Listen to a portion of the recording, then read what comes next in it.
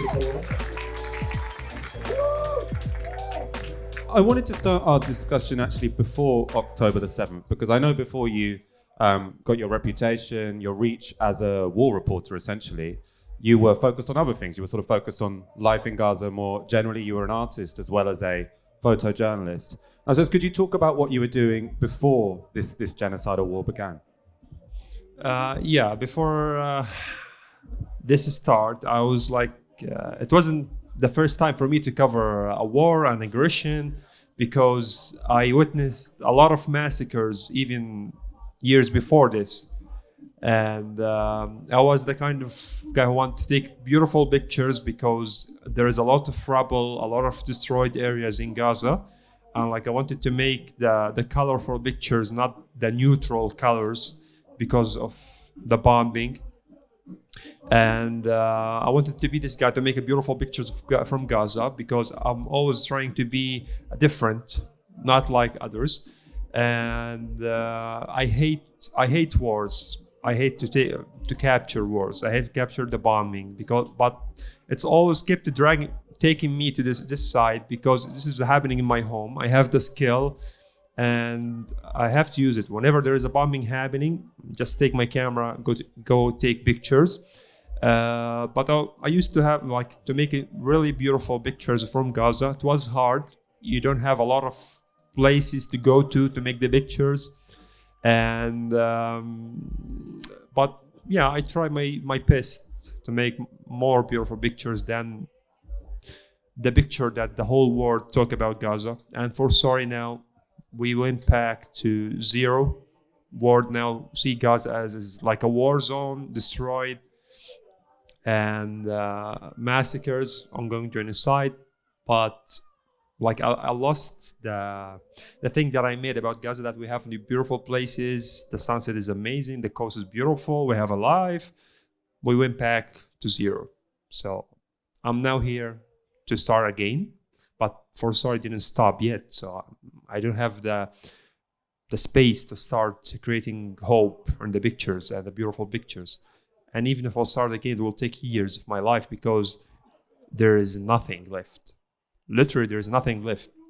My area was, my house, my street. There was some houses got bombed. I lost a lot of neighbors.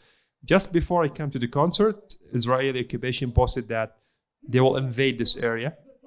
So now will lose my house. And my house contains 40 person in the house. It's not an empty house. People who don't have a place to go to. So you are not just a photographer. You are like everything, because this is your home. It's not the kind of work you do. I suppose since leaving Gaza, you've become a bit of an ambassador, almost sort of an informal envoy for the people of Gaza, speaking to people and talking about those experiences. I mean, do you see it that way in some sense? Sort of, that must be a lot of pressure potentially. Yeah, I've been living under this pressure since like a year. And for sorry, or not for sorry even, in the end it's still a duty, because it's your home. I went out after I lost 128 of my colleagues, where the number was like this before I go out, and now it's 160. And I found that I have now more opportunities, because the people who are following me and supporting me, and I saw the death of my colleagues, my friends, and whatever. It's just people keep posting and talking about them for 2 days, 3 days, then a new massacre happened. People forget. You become a number. So I didn't want to be a number. And I can't continue working while I'm feeling hungry, don't find food, and I can't continue doing this. And start as a photojournalist, it's different, because you start to feel like you're capturing the same images every day. So I'm repeating myself. I don't like to repeat myself. Nothing had changed since I left, but it become worse. So I went out. I found a lot of people sending me invitations. They want me to be between them. They want me to do something. So I'm moving. I receive invitations from organizations, from people, to go and represent and talk about the struggle, about the ongoing genocide. And yeah, I'm now in a place I didn't choose to be, but I can't leave because I didn't find anyone like originally from Gaza and who lived years before in Gaza, lived this also genocide, who was really representing Gaza. There's a lot of amazing people who are trying their best, but they don't have the opportunities that I get because, now we are in the world on social media. So the numbers make like some opportunities for you to be like, I've been in places that there was never Palestinian before me to be in. So I'm proud about it. But for sorry, like I be in a place and I'm presenting very well and I'm showing the world the real image of the occupation. Like before even I finished the event or something, a new massacre happened. So I look to myself like I did nothing. Because whatever I do is nothing to compare like to a Palestinian child to be like beheaded in his because he just want to live in his country, his free land. So yeah, I'm kind of ambassador, kind of a photographer, kind of now a spokesman. I don't know who I am. And I suppose sort of as a photojournalist, I've heard lots of people say about this war sort of that it's so shocked them because it is, people say the first genocidal war that's being live streamed to everyone's mobile phones, and people have seen, I'm sure everyone here will have seen video after video after video of sort of increasing depravity. And I suppose, how do you think about that? Because I suppose in the past there was this view of the photojournalist that once the truth is exposed, then that means the injustice will stop. And you've been sort of key among the people who have been spreading the truth of what's going on in Gaza around the world, and it hasn't stopped. That's not to say that it's not incredibly important for those images to go out there, but how do you sort of relate to that tension, I suppose, or that situation that we find ourselves in? Okay, yeah, they say show the world so the world can act. Like my job as a photojournalist is to show you people, so you can take action, so the international community that can stop like a genocide. You are telling the world and showing them there is ongoing genocide here, so you can take actions. I found myself that I spent like 107 days like showing with the best of I could with my colleagues also, and nothing had changed. Literally nothing had changed. Nothing of what we showed changed anything. Nothing of what we showed stopped anything. We just gathered more people for Palestine. But unfortunately, nothing stopped because I'm seeking for something now. I want to stop this now. It's not about, people come to me, Motaz, don't worry. This is for the future, for the next generations. Okay, but I don't want next generations to keep hearing about Palestinians in Gaza. There was a Palestinians in Gaza, and now to be massacred and wiped out from their home. And we'll just, history books will keep talking about like what Europeans did to Americans, original Americans. So we don't want to be that. We don't want to be just massacred and no one is taking any damn action. And excuse me for my language, but like every moment I get, because I feel I'm doing nothing. Just here, I traveled this all overseas to come here and speak in front of you. With all respect, I don't mean any offense to anyone. I thank you for coming and listening to me, but my people getting massacred. And like the dogs and cats eating from our bodies. And the Israeli tanks is moving above our bodies. They're stealing more land, killing more people, and nobody doing anything. So, what the need for me to be here? If even I showed you, there is no need for me to be in front of you and speak to you. There's no need for me to be here and keep reminding you that we are getting killed. Yeah, it's really difficult to listen to, and I sort of really understand where you're coming from. I suppose, you've been in Gaza filming what's going on. You've been outside of Gaza speaking to journalists, speaking to politicians, speaking to people in civil society. I mean, do you see, if you were to talk to people about where to put that pressure, do you feel like you have a greater understanding of what fighting for change could look like. I see where you're coming from in terms of this is still going on, right? We've told the world and it's still happening. But do you see anywhere where sort of there might be a chink in the armor of sort of the Israeli state, or where campaigning and sort of the huge pro-Palestine movement, which has sort of swelled and grown over the past 10 months, where that might be having some difference?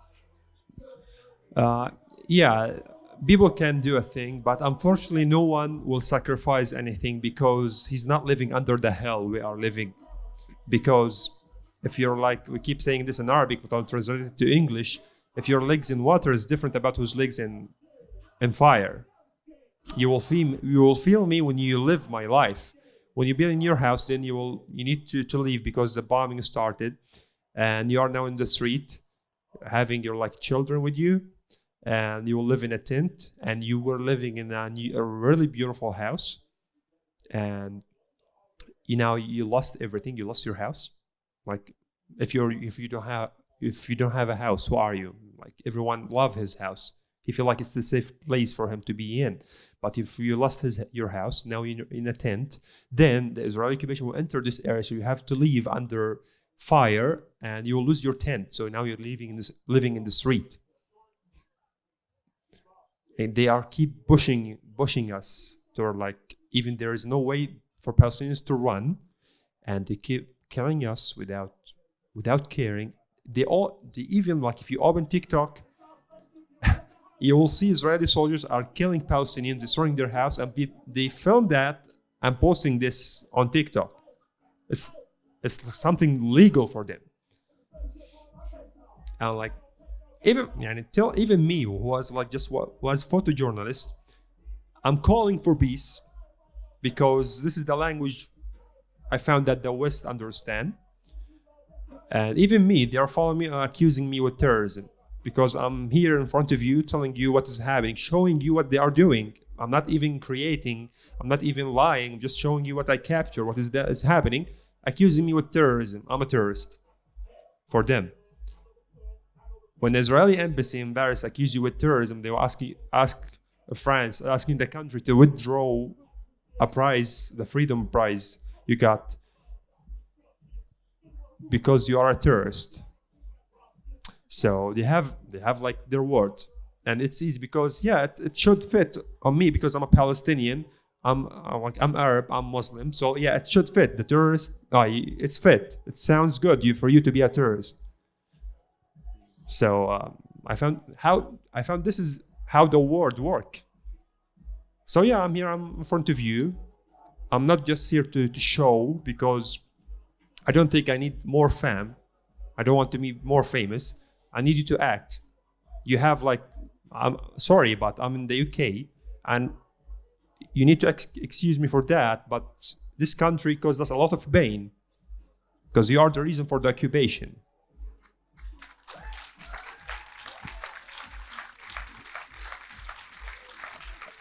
I suppose when you say, you need to act, what can that mean specifically? Because I'm sure there are so many people sitting here thinking, we want to act. You have dozens of weapons factory in there. You can go directly to there. You can act. You can stop funding Israel. This is what I understand, if you could take action. Have you spoken to sort of many politicians since you left Gaza, and what have they been saying to you? Yeah, they call me, and I feel okay. I will go and affect on him. I keep speaking to him, and I spoke for a lot of politicians, and in the end, I found that they just want to take a picture with me, so they can clear their image. They will do nothing. So I don't have an interest in politicians. They will use me for that. So, and for sorry, I've been in this spot for a lot. I've been under a lot of criticism from meeting a lot of politicians, but I'm a hopeless guy who wants just do something for her country. And I don't know. No one told me that you will lose your home and lose everything, and you'll be famous, and we'll talk about it, and you will meet this, and you need to be careful from this and this, because I'm trying to deal with everyone with a kind heart, so he can understand me. But I didn't expect that this world have this much of I don't know what they call them, But yeah, there's a lot of bad people in this world, but there's also a hope in a good people, the good hearts who don't accept this to happen. I wanted to talk about how your understanding of sort of world politics has changed since October the 7th, because obviously, as someone who grew up in Gaza, you have seen how the West is able to go along with incredible injustices. But I think many people are still shocked that this war, this sort of clearly genocidal war, has been allowed to continue for such a long time. I think, when it first started, people thought, oh, Israel, maybe they'll do this for a month or so and then there'll be a ceasefire. Many people are shocked that it's, almost 11 months in and this is still going on and we're still hearing about schools and hospitals being bombed every few days in the newspaper, as you were talking about there. Has your sort of analysis of world politics changed over the past 10 months, or is this what you would have come to expect because of your experiences prior to October 7th? Okay, I will go directly to, I think you may feel strange, but why you think 7th October happened? Mm-hmm. Because the same politicians kept turning their backs to Palestinians, not giving them their rights and their lands, accepting the occupation, and every day stealing more lands, killing more people in the West Bank, in Gaza, and no one do anything. So I'm not with killing civilians, I'm not killing with children, I'm not with the killing of innocent people, but you should know that what happened there is because of them, because they saw us being killed and murdered, and a lot of people, Palestinians, are in Israeli jails, and nobody cares about them. And when you keep making a pressure, a big explosion will happen. I believe this will not be the last time they will keep hearing about Gaza, occupied Palestine, because nothing had changed. We're still under occupation.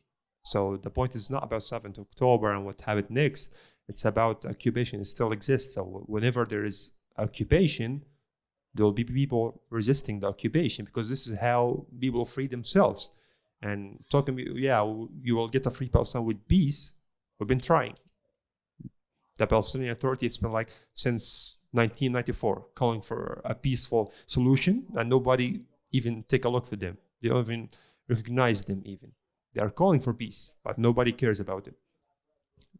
And their position is very weak.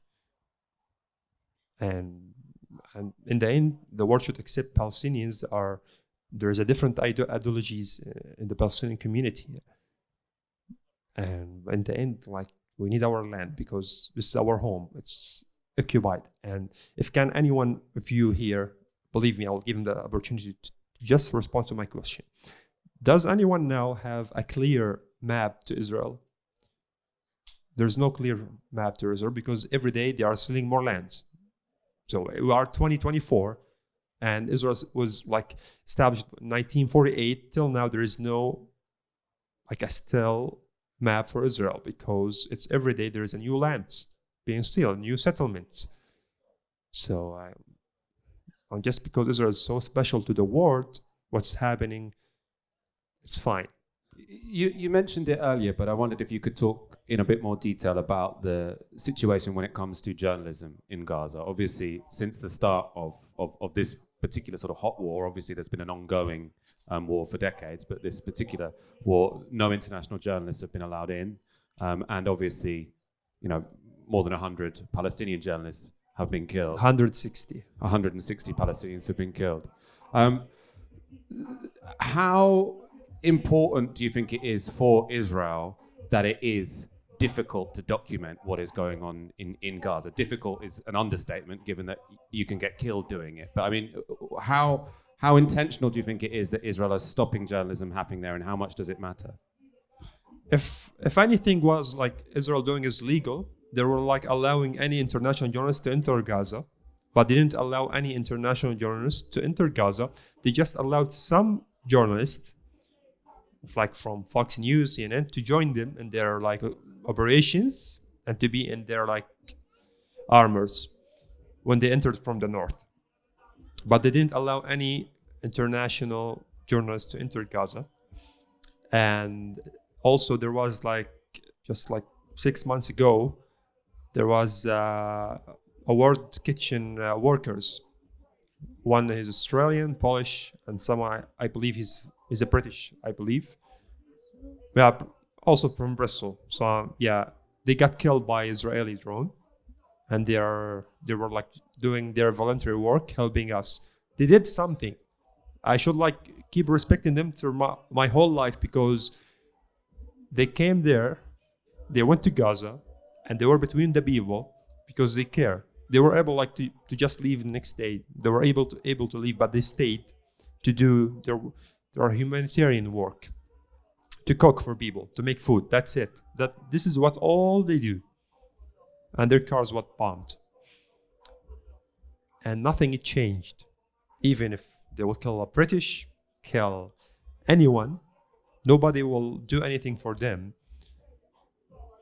I don't know why. Believe me, I've been like living in Gaza since my whole life. I don't know why the hell like Israel is so special to the world. Why? So Israel is there, so the Middle East is more weak for us as like Muslim leaders. You don't understand. And the violence will never stop, believe me. If the Palestinians will not have their rights in their land, no one will have peace. Not here, I'm like threatening people, but I'm telling you what will happen. Because Israel killed my father, I will take revenge. This is how things happened. Like, you fight in the World War II, why you fight it? No, I mean, you talked earlier about being sort of smeared as a terrorist, and I know that's only sort of one sort of tool among many that is used to try and delegitimize Palestinian journalists. So there was, I know, especially sort of towards the start of this round of warfare, lots of people on Twitter calling videos of the horrors of in Gaza Pallywood. So they're sort of saying this is all made up. These aren't real journalists. These really work for Hamas. And I suppose I wanted you to talk about the attempt to undermine journalism within Gaza and sort of say, oh, this is all made up. Don't believe what they're saying. Okay. I want to talk about something because once of time there was talk in the Israeli press about a baby. He doesn't look normal because there's kind of babies, they need a specific milk when they are young, because they have a kind of disease, and they need a specific milk so they can stay alive. And there was a times there's no milk, this kind of milk in Gaza.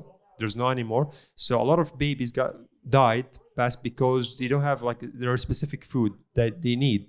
And when they like keep losing weight, they look like they are a doll. But they are not. They are sick. So once of time there was a picture for a young baby, and they kept, it's fake. He's just a doll, and Palestinians faking the war. No, they are real humans, but they are sick. There is no treatment for them. There's no milk for a young baby, and there's no even hospitals.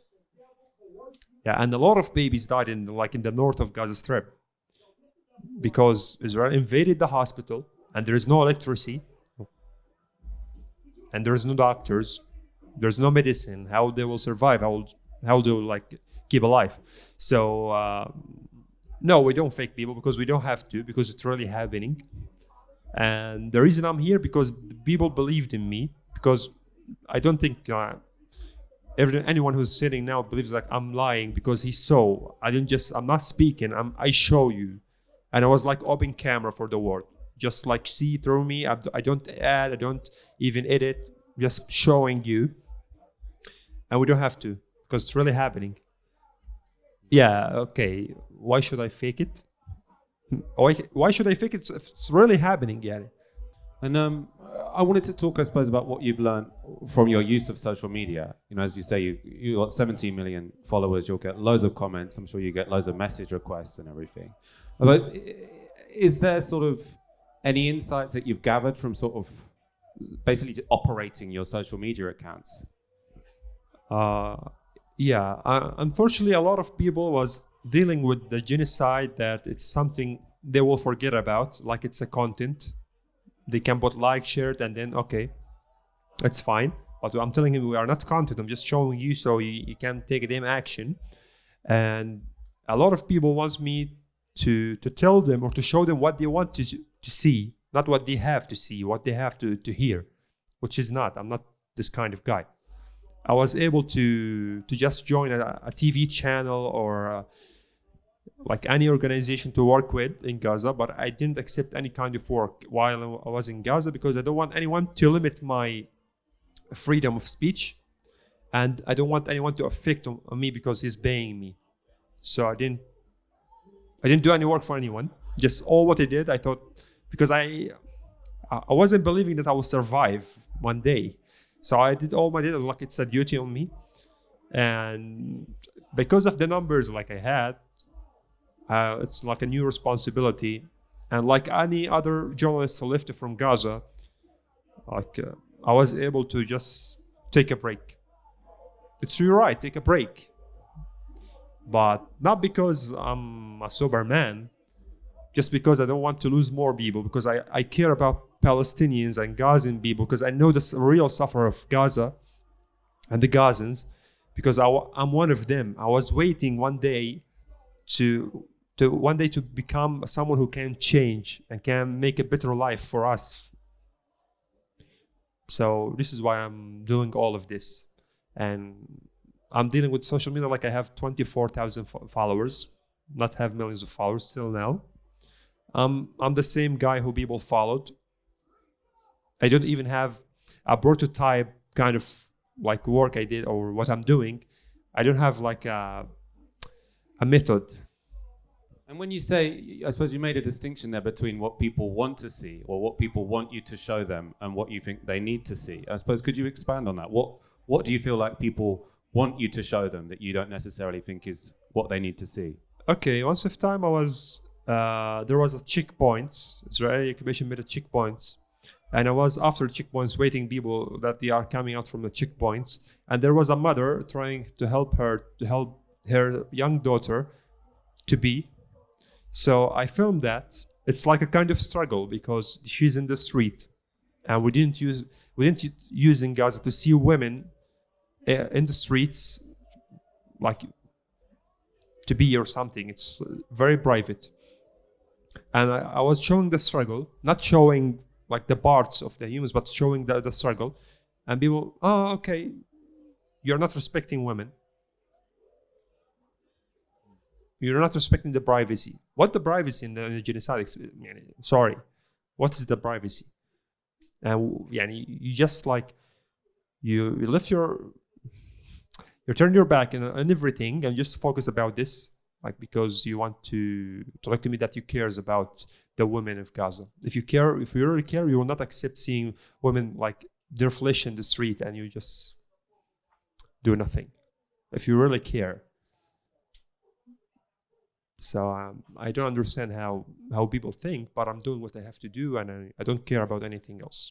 What have you made of the coverage of the war in the West and how it has been sort of covered and reported?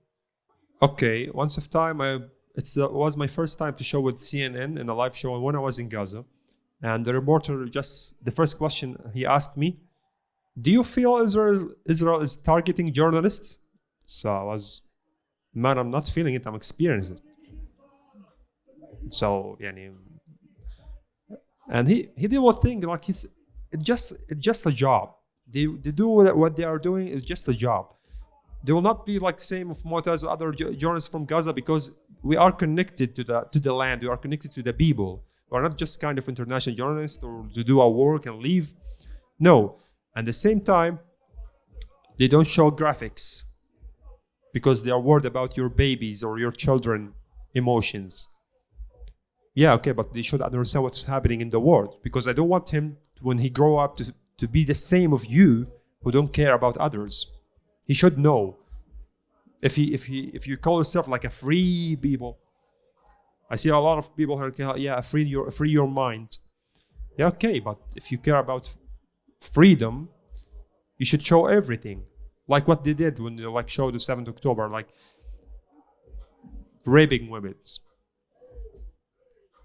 Yeah, like I don't know how to say it, but I don't know how this will happen, because I'm living there. I understand how the community, I understand how the people. We're not kind of barbarians people who just like to rape women, like to. No, we don't act this. We don't do this. And at the same time, I'm not defending anyone who's like killing civilians. But if you want me to respect your rules, don't kill me. If you want me to talk about like human rights, okay, give me my rights so I can support the human rights. But how the hell I will like care about human rights in the same time the sea turtles' lives matters for you more than my life as a human? Can we get an enormous round of applause for Motaz Azaiza, please? Thank you so much.